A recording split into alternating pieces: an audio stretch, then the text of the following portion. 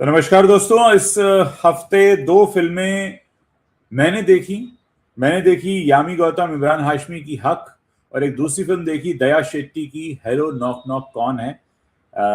रवि जी से हम यहाँ चर्चा करेंगे फिल्म हक के बारे में और सिंगल सलमा के बारे में। सिंगल सलमा मैंने नहीं देखी है, लेकिन हक के बारे में एक बात मैं कहूँगा कि एक ऐसी फिल्म जो हमारे देश की राजनीति को प्रभावित करने वाली एक ऐसी घटना पर बनी है और उसे इस तरह से बनाया गया है कि बहुत ही न्यूट्रल तरीके से रखा गया।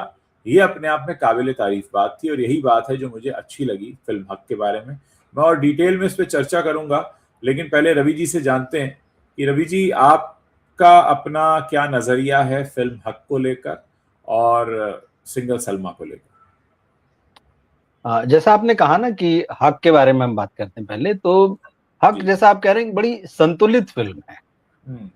आमतौर पर इस तरह की फिल्में जब आ रही हैं पिछले कुछ सालों में, तो हम देखते हैं कि उनका झुकाव एक बहुत खास तरीके से जो है वो हमें नजर आता है। और ऐसी फिल्मों को फिर एजेंडा फिल्म कह दिया जाता है। और यही वजह है कि शुरुआत में भले ही इस तरह की फिल्मों ने थोड़ा सा आकर्षित किया दर्शकों को, लेकिन फिर उन्हें समझ में आया कि यार इसमें फिल्म कम है, एजेंडा ज्यादा है। तो बड़े सतर्क और सावधान हो गए कि यार ऐसी फिल्मों से दूरी बनाओ। या आदमी ने एक बना, अरे हमें तो पता है इसमें क्या होगा, आदमी देखे बिना ही ये तय कर लेता कि हमें मालूम है इसमें क्या होगा। इसका शिकार कभी कभी अच्छी फिल्में भी हो जाती हैं, जैसे हमने इमरजेंसी के समय देखा था। कंगना रनौत जब उस फिल्म को लेकर आई थी, तो वो जो कंगना रनौत की अपनी इमेज है, वो जो उनकी अपनी पॉलिटिक्स है, उस फिल्म को उसका नुकसान उठाना पड़ा। यही बात जो है मुझे कहीं कहीं ऐसा लग रहा है, पहले 3 दिन जो फिल्म रिलीज हुई है हक, उसका जिस तरह से बॉक्स ऑफिस कलेक्शन आया है, या फिर तारीफ होने के बावजूद वैसा नहीं दिख रहा है लोगों का क्रेज इस फिल्म को लेकर जैसा कि नजर आना चाहिए। मगर हम फिल्म की बात करें, मुझे लगता है फिल्म बहुत हद तक ईमानदारी से बनाई गई है। अब हालांकि किसी को इसमें लग सकता है कि अच्छा ये इसलिए बोल रहे हैं, इसमें कोई पॉलिटिक्स वाली बात नहीं है। इसको आप बहुत ही मानवीय स्तर पर देखिए कि एक महिला जो पढ़ी लिखी नहीं है, कम पढ़ी लिखी है, 3 बच्चे हैं उसके, पति उसको तलाक दे देता है। और अब वो जो भी, अब चाहे उसको आप उनकी धार्मिक चीजों से जोड़ा, मान्यताओं से, या जो भी उनका सामाजिक रीति रिवाज है उससे जोड़ लीजिए, लेकिन वो कोर्ट में कहती कि मैं हिंदुस्तान की बेटी हूं, मुझे उस तरह से भी देखा जाना चाहिए। तो ये जो कोर्ट में जो हिंदुस्तान की भारतीय मुसलमान हूं मैं। भारतीय मुसलमान हूँ, हिंदुस्तान की मुसलमान हूँ, तो उसके साथ उसका हिंदुस्तानी और भारतीय होना भी जुड़ा हुआ है। कहीं ना कहीं ये समान कानून की बात करती है। अब ये समान कानून का मतलब ये नहीं है कि किसी का जो धार्मिक मामले हैं अलग अलग, तो सबके अपने रीति रिवाज, अपनी अपनी मान्यताएं हैं, लेकिन जो बहुत मानवीय बातें हैं उस पर तो कम से कम ये सारी चीजें एक ही जैसी लागू होना चाहिए। वो इसी बात की लड़ाई लड़ती कि भाई मुझे तलाक के बाद में बच्चों को पालना पोसना है, तो जो तलाक के बाद में मेरे लिए जो मेंटेनेंस होना चाहिए वो इतना तो हो कम से कम कि मैं अपना जीवन चला सकूं उस गुजारे भत्ते से, बच्चों को पढ़ा लिखा के बड़ा कर सकूं। तो ये पूरी उसी की लड़ाई है। और यामी गौतम ने बहुत ही अच्छे से शाजिया बानो का जो रोल है, जिसको कि उसके पति जो इमरान हाशमी उस फिल्म में जो रोल कर रहे हैं, वो तलाक दे देते हैं, और फिर कैसे वो अपना कपड़ों की सिलाई करते हुए अपने बच्चों को पालने की कोशिश कर रही हैं, ये सारी चीजें तो बिल्कुल, जबकि उनके पति जो है वकील हैं, बड़े वकील हैं, बड़ा घर है, उनकी कमाई अच्छी है, तो वो कहती कि भाई अब वो कितना 8 रुपए 14 रुपए टाइप का जो गुजारा भत्ता उस समय होता है, बोले नहीं भाई ये ज्यादा होना चाहिए। तो वो उसकी लड़ाई लड़ती है, और वो उस वक्त नहीं, वो बहुत सारी जगहों पर आज भी बहुत सारे मामलों में वो लागू होती। आज तो खैर गुजारे भत्ते से बढ़कर बात एलिमनी तक आ गई, तो एलिमनी का मामला तो बहुत ही दूसरे किस्म का है। लेकिन हाँ, ये तस्वीर आज भी हिंदुस्तान की है, भारत की है, और इसको उसी तरीके से देखा जाना चाहिए। देखिए, मैं इस फिल्म के एक बहुत ही बेहतरीन सीन की तरफ दर्शकों का ध्यान ले जाना चाहूंगा। जिन्होंने देखी है उन्होंने गौर किया होगा, जिन्होंने नहीं देखी है वो जाकर जरूर देखें और बताएं। इंटरवल से ठीक पहले जब तलाक की स्थिति बनती है और शाजिया बानो बाहर आती है निकल कर।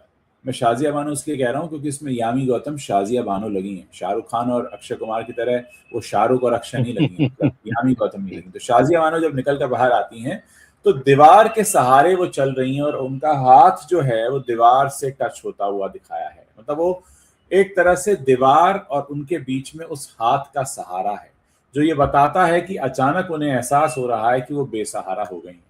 कुछ बातें शब्दों में नहीं बयां होती, उनको इस तरीके से फिल्मकार की खूबसूरती होती है कि वो इस तरीके से विजुअली उसे दिखाए। वो सीन बहुत कुछ कहता है, और वो सीन बहुत कुछ कहता है जहां पे वो कहती है कि मैं इंसाफ नहीं, मैं समझ चाहती, कि समझो तो मेरी बात को तो समझो, कि मतलब मैं कहाँ जाऊं। और पूरी फिल्म की सबसे बड़ी खूबसूरती यही कि जाहिर है इस केस ने हमारे देश का राजनीति जो था, देश की राजनीति पूरी तरह बदल दी, लेकिन ये फिल्म जिस किस्से पर बनी है, जिस घटना पर बनी है, उसको इतना न्यूट्रल पेश करना भी अपने आप में एक बहुत बड़ा टास्क रहा होगा, जहां पे फिल्म कहीं ना इधर गिरे ना उधर गिरे और अपनी बात कहे, एक औरत का मर्म कहे। और आज के इस दौर में जब ज्यादातर खबरें ऐसी आ रही हैं कि लोगों की पुरुषों के साथ संवेदनाएं ज्यादा बढ़ रही हैं, क्योंकि किस्से ऐसे हो रहे हैं, फिर चाहे वो मेघालय वाला कांड हो या नीले ड्रम वाला किस्सा हो, उस सब के बीच एक ऐसा सब्जेक्ट लेकर आना जिसमें लोगों का ये जो कैरेक्टर है शाजिया बानो, इससे एकदम जुड़ाव हो जाना अपने आप में एक बड़ा चैलेंज रहा होगा। एक और खास बात है कि ये पिक्चर जिस तरीके से बनाई गई है, ज्यादातर देखिए क्लोज शॉट है, चेहरे पर आकर कैमरा रुकता है, पॉज है, शांति, सन्नाटा, खामोशी भी बोलती हुई है। जिस तरह के कलर इस्तेमाल किए गए हैं वो आपको उस एरा में खींच कर ले जाते हैं, जो एक जमीन का रंग होता है, धूसर रंग, उससे जुड़े हुए। मतलब बहुत ज्यादा, क्योंकि कहानी में चमक दमक नहीं है तो पर्दे पे भी चमक दमक नहीं है, पर्दे पे भी वो उदासी है, पर्दे पे भी वो एक कहते हैं ना कि बहुत ही अच्छा वीवन किया है उन्होंने कहानी को, कहने का तरीका, कैरेक्टर का लिबास और आसपास का वातावरण। हम पूरे के पूरे उस एरा में पहुंच जाते हैं जब 1975 से 85 के दशक में वो सब चल रहा था। और वो जो कुकर वाला सीन है वो अपने आप में एक बहुत, आपने बताया भी था अपने रिव्यू में कि जब कोई कुकर खराब हो जाता है वो दूसरा ले आती है, किस तरीके से वो धोखा होता है, किस तरीके से वो खुद को ठगा हुआ महसूस करती है, किस तरह से कुरान को भी गलत तरीके से इंटरप्रेट किया गया है कि तलाक बिद्दत की बात होती है कि अचानक से अगर आप किसी को तलाक दे रहे हैं तो जो तलाक दे रहा है उसे 100 कोड़े की सजा होनी चाहिए। तो किस तरीके से कानून को या कुरान को या कुरान में लिखी बातों को या किसी भी लिखे हुए वक्तव्य को कैसे लोग अपने हिसाब से घुमा फिरा के इस्तेमाल करते हैं, कैसे वो अपने धर्म के चौखट पर जाती है जहां से उसे कोई मदद नहीं मिलती, और फिर कैसे अदालत में भी कहा जाता है कि आप वहां जाइए, वहां से आपको भेज दिया जाता है कि आपकी कोई बात सुनी नहीं जाएगी, कैसे उसके पिता उसका साथ देते हैं। पूरा का पूरा जो मर्म है कहानी का वो निकल कर आया। और मुझे लगता है कि इंसान होने के नाते, इंसानियत के नाते ये कहानी हम सबको देखनी चाहिए और हमें ऐसी फिल्मों को प्रमोट करना चाहिए ताकि ऐसी फिल्में और बने। बिल्कुल, इसमें डायरेक्टर सुपर्ण एस वर्मा की बहुत तारीफ करना होगी कि मुस्लिम पर्सनल लॉ को लेकर उन्होंने ऐसी कोई बात नहीं की। उन्होंने कोर्ट की भी जो बातें हैं उनको भी बहुत ही संतुलित ढंग से बताया। और वो जो पूरा मामला जिसका आप जिक्र कर रहे हैं कि यामी को कोर्ट जो है वो कहता है कि नहीं, आप बोर्ड के पास जाइए, उनका अपना कानून है, बड़े सधे हुए ढंग से। और वहां पर भी यामी जिस तरह से अपनी बातों को वाजिब ठहराती हैं, अपने कदम को जिस तरह से वो डिफेंड करती हैं और बताती हैं कि भाई वही बात, मतलब वो जो सिर्फ वहां पर लागू नहीं होती है, वो हर धर्म पर लागू होती है कि भाई हमारा ईश्वर से सीधा कनेक्शन है, बीच में आप कौन, ये सब जगह पर ये बात आती है। तो कहती भाई हमारे भगवान के साथ, हमारे ईश्वर के साथ हमारा सीधा कनेक्शन है, आप उसमें बीच में आने वाले कोई नहीं होते। लेकिन बात वही होती है, सब धर्मों में इस तरह की समस्या देखने मिलती है कि जो बीच में व्यक्ति होते हैं वो चीजों को अपने हिसाब से, अपने नफे नुकसान के हिसाब से जब डिफाइन करते हैं तो फिर अन्याय होना शुरू हो जाता है, जो कि हमको इस फिल्म में भी दिखाई देता है। भाई उसके पति को यहाँ बताया गया कि वो तो बोल के जाता है कि कुछ बहुत ही प्रॉपर्टी का केस है पाकिस्तान में, उनका जो प्रॉपर्टी छूट गई है उसका कोई केस है, इमरजेंसी आ गई, उसको तुरंत ही हल करना पड़ेगा, 4 दिन या 4 हफ्ते में लौट आऊंगा, लेकिन वो लौटता है दूसरी पत्नी लेके, और फिर धीरे धीरे उस राज पर से पर्दा उठता है कि वो तो पहली मोहब्बत थी उसकी, वो पहली मोहब्बत थी उसकी, शादी हो चुकी थी। ये जो उसको फिर महसूस होता है कि भाई मुझसे सारी बातें झूठी कही गई, मुझे चीट किया गया। चीटिंग किसी के साथ भी हो, किसी आदमी के साथ हो, किसी औरत के साथ हो, रिश्ते में चीटिंग जो है ये बड़ा इशू है, कोई छोटा इशू नहीं है। तो कहानी जिस तरह से अनफोल्ड होती है धीरे धीरे, और किसी भी विवाद में नहीं पड़ती है, बड़े ही क्लियर ढंग से सुपर्णेश वर्मा ने सारी बातों को रखा है। और यामी का जो आप जिक्र कर रहे हैं, मतलब इतने क्लोज शॉट्स हैं, वाकई आप देखिए जब जब यामी के चेहरे पर या क्लोज जब दिखाया जाता है, वो आपको कहीं से नहीं लगती उस वक्त ये यामी है, ये बात तो बिल्कुल सच है। तो ये बहुत खूबसूरती है, और ये इस चीज को अचीव करना किसी भी आर्टिस्ट के लिए बड़ी बात होती है, फिल्म मेकर के लिए बड़ी बात होती है। इससे ये पता चलता है कि आपने कितनी ईमानदारी से काम किया है। वो ईमानदारी इस फिल्म में दिखाई देती है, इसकी मेकिंग में दिखती है, इसकी राइटिंग में दिखती है, एक्टर्स के काम में दिखती है। और वो इसके बाद जो राजनीतिक विवाद उठा था जो संसद में, और जो सारी उठापटक थी, बहुत अच्छे ढंग से बाद में वो टेक्स्ट के रूप में, कहानी खत्म होने का टेक्स्ट के रूप में पर्दे पर आता है। आप उसको पढ़ सकते हैं, देख सकते हैं, समझ, मतलब ये नहीं कि वो जो शोर शराबे वाला हिस्सा था आपने उसको अपनी फिल्म का और अपनी कहानी का हिस्सा बना के इस फिल्म को एक विवाद में के बहाने जो है उसका फायदा उठाने की कोशिश की है। तो ये वाकई मतलब तारीफ के काबिल फिल्म है। और किसी भी समाज में, किसी भी देश में बहुत तरह की समस्याएं होती हैं, आपको उनको एड्रेस करना चाहिए, बिल्कुल किया जाना चाहिए, पूरी हिम्मत के साथ, पूरे साहस के साथ। सिनेमा का काम यही है, जो कि इधर हम देख रहे हैं बॉलीवुड में जीरो दिखाई देता है। इक्का दुक्का कभी इस तरह की कोई फिल्म आती है तो वो भी फिर जो एजेंडे वाली बातें हैं वो आ जाती, उनके भी परे रख कर, क्योंकि देखिए सिनेमा आपको बहुत प्रभावित करता है, और सिनेमा को भी अपने दर्शक बनाने होंगे। जब आप इस तरह की फिल्म बनाएंगे, आदमी देखेगा आप ईमानदारी से बनाते हैं, तो वो दूसरी बार देखने आएगा फिल्म को कि यार ये अच्छे से फिल्म बनाते, ईमान, इनकी मंशा समझ में आती है। तो इस लिहाज से मुझे लगता है कि ये बहुत ही खास फिल्म है हक जो है, और कम से कम महिलाओं को तो बिल्कुल देखना ही चाहिए। मतलब उनके लिए मुझे लगता है कि हाँ, वो अपना, उनका अपना जो हक है वो उसको समझ सकती है, कैसे लड़ा जा सकता है, कैसे लड़ना चाहिए, हिम्मत लगती है उसके लिए। बहुत सारी चीजें हैं इस फिल्म में उनके लिए। आपसे मैं चाहूंगा कि आपने सिंगल सलमा भी देखी है, उसके बारे में बताएं। मैंने फिल्म देखी नहीं, किस तरह की फिल्म है, क्या सब्जेक्ट है, क्या एड्रेस किया जा रहा है, और कैसे आपको लगता है कि क्या हक और सिंगल सलमा के बीच कोई कनेक्शन है? बिल्कुल बिल्कुल कनेक्शन है। देखिए एक चीज जो है, जब सिंगल सलमा में देख रहा था, और मैंने हक देखने के बाद सिंगल सलमा देखी, फिर ये पिछले हफ्ते या उसके पिछले हफ्ते रिलीज हुई थी, और इसी दौरान हमने द ताज स्टोरी भी देखी। और आज एक फिल्म का ट्रेलर रिलीज हुआ है जिस फिल्म का नाम है गुस्ताख इश्क। तो ये सारी चीज देख के मुझे एक चीज समझ में आई, हम पिछले कुछ सालों से लगातार नोटिस कर रहे थे बॉलीवुड को कि इसने मुस्लिम बैकड्रॉप की या मुस्लिम सोसाइटी की फिल्मों को हाथ लगाना ही एक तरीके से बंद कर दिया था। कहानियों से वो समाज धीरे धीरे कहीं ना कहीं जो है वो गायब होता जा रहा था। ये ठीक उसी तरह का मामला था कि हम कई चुनावों में पिछले देख चुके हैं कि भाई भाजपा जो है वो मुस्लिमों को टिकट नहीं देती है, और उनके नेता खुलकर ये कहते भी हैं कि भाई वो हमको वोट नहीं देते तो हम उनको टिकट नहीं देते। इस तरह के बयान भी है बड़े नेताओं के। कहीं ना कहीं बॉलीवुड में ये चीज दिखाई देने लगी। भाई यहाँ बात हिंदू, मुस्लिम, ईसाई, सिख इन सब चीजों की नहीं है, लेकिन आपकी कहानियों में जो कैरेक्टर आ रहे थे, आपकी कहानियों में जो समाज आ रहा था, उसमें ये कहीं ना कहीं जो है बदलते हुए राजनीतिक परिवेश में ही गायब हो गए थे। मगर मुझे लगता है कि शायद अब वापसी हो रही, तो मैंने कहा 4 फिल्में एक के बाद एक, भाई पहले सिंगल सलमा है, फिर उसके बाद में द ताज स्टोरी है। भले ही ताज के बहाने आप मुगल काल की बात कर रहे हैं, जो भी एजेंडा है नहीं है वो अलग बात है। फिर हमने हक की बात की, उस समाज की स्त्रियों की कहीं ना कहीं बात हो रही है। जैसे अभी फिर ये जो गुस्ताख इश्क आई है, इसके कैरेक्टर्स भी, लखनऊ की कहानी है, शेरो शायरी की बातें हैं।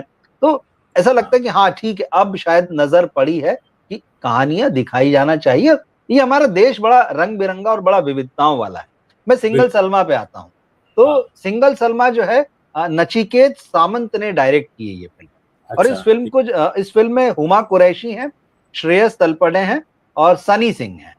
अच्छा, इस फिल्म को जब मैंने देखना शुरू किया तो मुझे अच्छी लगी ये फिल्म। मुझे हाँ, लगा कि ये कहीं ना कहीं थोड़ा सा शायद जमीन से जुड़ी हुई फिल्म है और इंटरेस्टिंग कहानी। हाँ, बहुत संक्षेप में मैं कुछ बताता हूँ कि क्या बेस है उसका।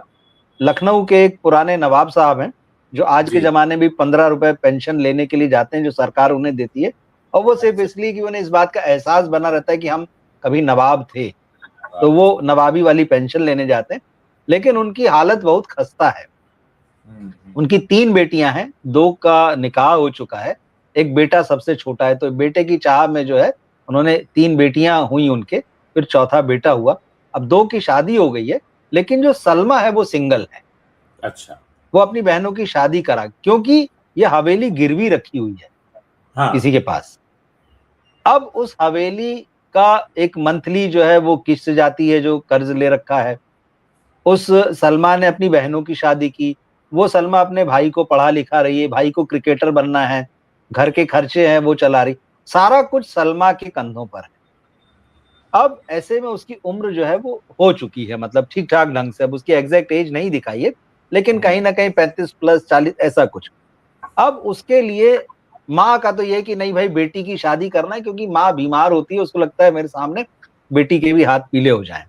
हाँ, अब दूसरी तरफ यहाँ पर एक कैरेक्टर जो है वो श्रेयस तलपड़े का, क्योंकि हम्म, उसकी भी कहानी कुछ इसी तरह की कि भाई उसके ऊपर भी जिम्मेदारियां थी परिवार की। तो अब उस व्यक्ति की भी उम्र हो गई, वो कपड़े की दुकान चलाता है, और लेकिन वो पढ़ा लिखा नहीं है। सलमा जो है वो पढ़ी लिखी है, और बिल्कुल, शायद लखनऊ के कोई डिपार्टमेंट मुझे एग्जैक्ट याद नहीं आ रहा है, लेकिन जो शहर का जो स्ट्रक्चर है, जो शहर की व्यवस्थाएं, ऐसा कुछ, तो मैं डिपार्टमेंट भूल रहा हूँ क्या है। तो वो इन दोनों की शादी पक्की हो जाती है। वो हाँ, ड्रामा है, वो आप फिल्म में देख सकते हैं। यहां तक मुझे ठीक लग रही थी। और फिर जब ये शादी पक्की हो जाती है, रिंग सेरेमनी वगैरह हो जाती है, उसके बाद सलमा को लंदन जाने का ऑफर आता है। वहां शहर में जो व्यवस्था कैसी होना चाहिए, इसकी स्टडी के लिए जो सरकारी ग्रुप है, उसमें हाँ, जिन लोगों को भेजा जा रहा है उसमें हाँ, सलमा भी है। अच्छा, अब ये होता है कि यार 20 दिन बाद तो शादी है, सलमा जो है वो लंदन। फिर क्योंकि हाँ, ट्रेडिशनल फैमिली बताई गई है, थोड़ी हाँ, हिचक रहती, लेकिन हाँ, वो जो उसका होने वाला पति रहता है, हाँ, वो कहता नहीं नहीं कोई बात, और वो बड़ा रिस्पेक्ट करता है इस लड़की को हाँ, हाँ, कि ये पढ़ी लिखी है, समझदार है। उसको कहीं हाँ, ना कहीं ये लगता है कि मैं इसके काबिल नहीं है, फिर भी इसने मुझसे शादी करने के लिए हाँ कहा। तो कहता है कि नहीं, भेजो उसको, जाना चाहिए, शादी तो बाद में भी हो जाएगी, 1 महीने हाँ, बाद भी हो जाएगी, 2 महीने बाद। हाँ, यहां तक फिल्म फैमिली ड्रामे की तरह लग रही। अच्छा, अब इसके बाद में जिस तरह से नचिकेत सामंत ने इस फिल्म का कचरा किया है, और जो हाँ, बॉलीवुड वाले करते हैं, हाँ, जब वो हाँ, वहां जाती है तो फिर वही होता है कि वहां पे उसको एक इंडियन पंजाबी मुंडा मिल जाता है, फिर उसका प्यार हो जाता है। फिर वो बीच पे जाती है तो बीच पे उसकी तस्वीर आ जाती है, फिर उन दोनों के बीच रिश्ते भी बन जाते हैं। फिर मतलब अब इसके आगे मैं नहीं, मतलब किस तरह से फिल्म का कचरा किया गया है इसके आगे, वो बड़ा दुख देने वाला है। और मुझे लगा कि इस फिल्म में जो मैसेज देने की बात वो कर रहे हैं, इसका होगा उल्टा। जो लोग इस फिल्म को देख लेंगे वो अपनी लड़कियों को विदेश भेजना बंद कर देंगे, और कहीं हाँ, ऐसा केस होगा कि शादी पहले करनी है कि विदेश पहले जाना है, किसी प्रोजेक्ट के सिलसिले में, नौकरी के सिलसिले में, पढ़ाई के, क्योंकि ये पहले तुम तो शादी कर लो। तो क्या बना रहे हैं आप? आपका काम है आप समाज को आगे ले जाएं, उसको रास्ता दिखाएं, या अगर सिनेमा बना रहे हैं तो एक इमोशनल और ह्यूमन स्टोरी बनाएं। यहां तो मुझे बिल्कुल, लगा कि उल्टा ही हो जाएगा। जिस तरह से आप कहानी को आगे बढ़ा रहे हैं, वो कोई भी देख के कहेगा अच्छा है, तो क्योंकि हमारे यहाँ उतनी फॉरवर्ड सोच नहीं है अभी भी। और हाँ, बिल्कुल, जिस तबके की बात कर रहे हैं वहां पे कहा जाता है कि समस्याएं ज्यादा हैं, और कोई पढ़ लिख जाए उसमें आगे निकल जाए, फिर आप ये बताएं कि वो लड़की विदेश जाती है, और जिस काम से जाती है वो तो अपनी जगह, लेकिन बाकी सारे काम आप हाईलाइट कर रहे हैं पिक्चर में उसके, तो हाँ, आदमी क्या इंप्रेशन लेगा? और उसके बाद एक और चीज और है, ऐसी कहानियों को बताते हुए बॉलीवुड के मेकर्स जो हैं आजकल जिस तरह से वो फेमिनिज्म का चोला ओढ़ लेते हैं और उसका जो भाषण देना शुरू करते हैं, भाषण देना शुरू करते हैं, वो एब्सोल्युटली, सिनेमा को बहुत बर्बाद, उनको लगता है कि बस हम भाषण देंगे और सब लोग सुधर जाएंगे। हाँ, हाँ, वो बातें हैं अपनी जगह पर हैं, जरूरी है, उसके कहने के तरीके होते हैं, उसको कहने की जगह होती है, उसके कहने की सीन हो सकते हैं, डायलॉग हो सकते हैं, लेकिन जब आप एक कहानी ऐसी बताते हैं तो कोई तो शायद उसके माँ बाप हो या हमारे समाज के बहुत सारे लोगों कहें कि भैया इससे तो सलमा जो थी वो सिंगल ही भली थी, क्या बुरी थी भाई। तो मतलब ये बड़ी खराब कर दिया फिल्म को उन्होंने यहाँ पर आकर, और मुझे लगा कि नहीं, इंटरवल के बाद से फिल्म एकदम पटरी से उतर जाती है, और जो बहुत एक सेंसिटिव सिनेमा जिसमें कि हीरोइन का एक द्वंद्व हो सकता था कि उसको किसी से मोहब्बत भी हो गई है, इधर शादी भी है, वो वहां एकदम ही ऐसा ले जाके पसर जाते हैं बिल्कुल कि, क्योंकि अब हम तो पूरी फिल्म देखते ही है, वरना कोई और हो तो वो आदमी बंद कर दे कि छोड़ो ये आदमी कहाँ से कहाँ चला गया। तो कहानी के ट्रैक ही डिफरेंट हो जाते हैं, वही उसका है लुक डिफरेंट हो जाता है कि इनोवेटिव नहीं होते हैं, और होते भी हैं तो फिर कहीं और ट्रैक पकड़ के पहुंच जाते हैं। बिल्कुल बिल्कुल। कि मुद्दा वही है कि हर आदमी जो है ना अपनी दुकान बनाकर उसको बेचने में लगा हुआ है। सही मायने में क्या होना चाहिए किसी टॉपिक सब्जेक्ट के साथ, उस पर कहते हैं ना कि नहीं, न्यूट्रल होकर अप्रोच नहीं ले पा रहा है। बिल्कुल। मुझे लगता है हुमा कि कुरैशी ने अच्छा काम किया है, हुमा कुरैशी का काम अच्छा है, वो हालांकि इधर अच्छा काम कर रही है, उनकी महारानी जो सीरीज है उसका चौथा सीजन भी आया है, तो हुमा अच्छी एक्ट्रेस है, लेकिन अब वही है, उन्हें ऐसे बर्बाद करने वाले राइटर डायरेक्टर मिलते हैं तो वो भी क्या कर सकते हैं। मुझे लगता है कि हम आगे भी ये सिलसिला जारी रखेंगे। अब जब भी हम कोई फिल्म देखते हैं आप लोगों से आकर बातचीत करते हैं, बताते हैं आपको, और आप लोगों का भी साथ हमें मिलता रहता है। आगे साथ बनाकर रखिए, और हम बहुत जल्द फिर किसी वीडियो या लाइव के जरिए आपके सामने हाजिर होंगे। इस बातचीत को पसंद कर रहे हो तो इसे अपने दोस्तों के साथ शेयर करना मत भूलिएगा।